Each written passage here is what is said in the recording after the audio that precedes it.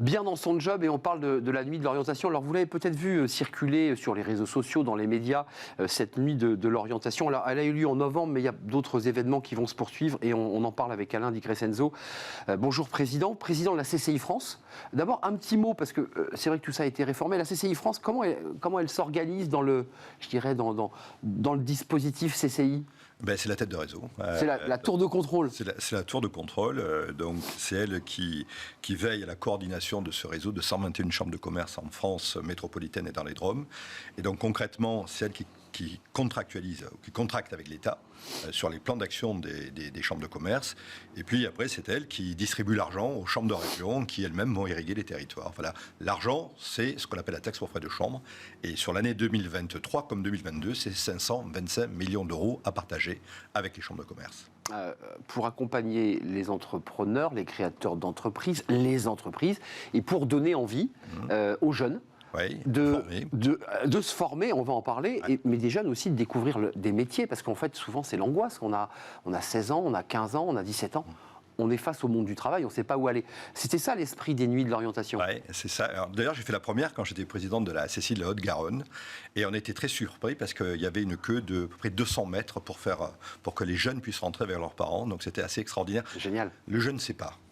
A une vision qui est parcellaire des opportunités qui s'offrent à lui. Et ce qui est bien, c'est que ces nuits de l'orientation, c'est la découverte d'à la fois, on fait un petit test pour savoir comment on s'oriente le jeune par rapport à quel métier. Et après, il y a une centaine de métiers représentés. Et nous sommes aidés par les branches professionnelles, par le rectorat qui est là aussi. Et puis, il a un petit parcours en fonction de ses aspirations. Et puis, il peut voir des métiers. Et puis souvent, ça marche. Ça veut dire qu'on arrive à orienter les jeunes vers des métiers qui embauchent et des métiers qui payent bien. Donc autorisation de minuit pour ces jeunes, on est d'accord ? Super autorisation. Super autorisation, mais pour le coup, c'est aussi une petite aventure, expérience de décaler aussi les horaires de visite. Exactement. On ne vit pas les choses pareilles. Tiens, d'ailleurs, quelques images. Regardons-les, ces images. L'occasion de découvrir comment ça s'est passé. Puis on va parler évidemment de ce qui va se passer après ces nuits de l'orientation. Regardez. Alors, qu'est-ce que pour vous représente l'industrie en un mot ? Machine, technique, robotique, parfait.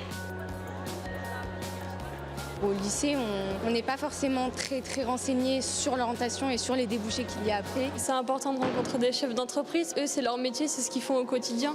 Et on peut avoir leur vrai ressenti. Je ne savais pas à quoi m'attendre en venant. Puis finalement, c'était vraiment bien de rencontrer des professionnels et de parler avec eux. Vraiment, ils étaient très gentils. Venez aux nuits de l'orientation.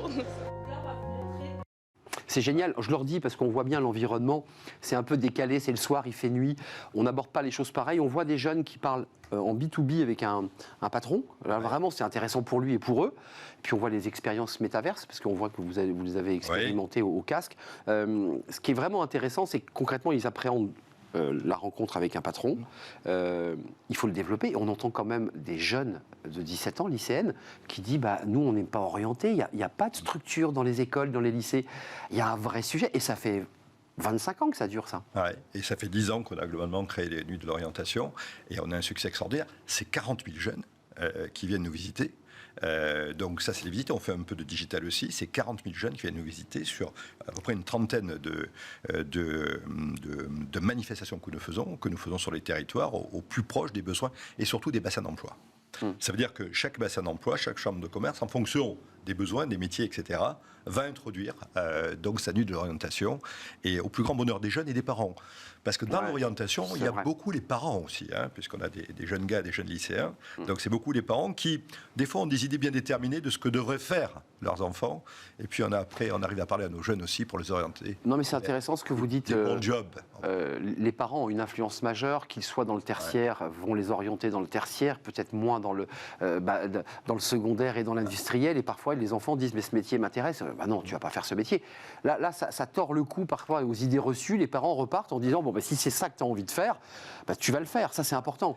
Alors, c'est ça qui est important. Et aussi, ça tord le cou aussi à l'apprentissage. J'ai dit l'apprentissage qui est une voie de garage. Et donc, on arrive par ces présentations de métiers, ces filières d'excellence, à démontrer aux parents aussi que c'est pas forcément ce qu'ils avaient imaginé pour leurs enfants en termes de job, et pas forcément ce qu'ils avaient imaginé pour leurs enfants en termes de cursus. Et donc à la fin, c'est le gosse qui gagne. Hein. Ouais, il faut aussi former un peu les parents. C'est une belle réussite, l'alternance. Alors, il y a un débat sur le mois de janvier 2023, parce que le gouvernement a été très généreux. Ouais. Vous militez, comment ça se passe? Parce que vous êtes président CCI France, vous avez quand même votre voix porte en disant touchez pas, continuez à maintenir le dispositif, ou il va être touché, ce dispositif? Oui, mais alors, il n'y a pas d'incantation, il n'y a pas de hasard. On est passé de 400 000 à 700 000 apprentis. Un peu plus même d'ailleurs. Oui, on va dépasser. Et on veut 1 million. C'est ça. Voilà. Donc, c'est le fruit de quoi? C'est le fruit de la promotion qu'on a fait de l'apprentissage. C'est le fruit aussi du prolongement de l'apprentissage vers l'enseignement supérieur. D'accord? Nous, on forme 110 000 apprentis, et sur les 110 000, on a à peu près la moitié de l'enseignement supérieur. En disant pour les parents que ce n'est pas des voies de garage. Et c'est le fruit aussi de l'incentive, il faut le dire clairement, que l'on peut donner aux entreprises. Et du coût contrat, ça veut dire ce qu'on donne au CFA pour pouvoir former des jeunes. C'est un équilibre qui est fragile. Et ce qu'on dit, ce que je dis au gouvernement, alors après on peut ajuster, simplifier, mais n'allez pas bouleverser quelque chose qui marche.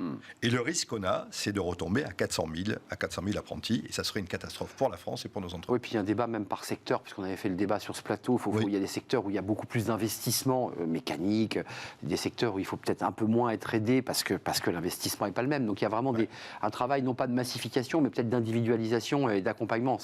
Voilà, donc ça veut dire que quelque part, il faut une cartographie des besoins.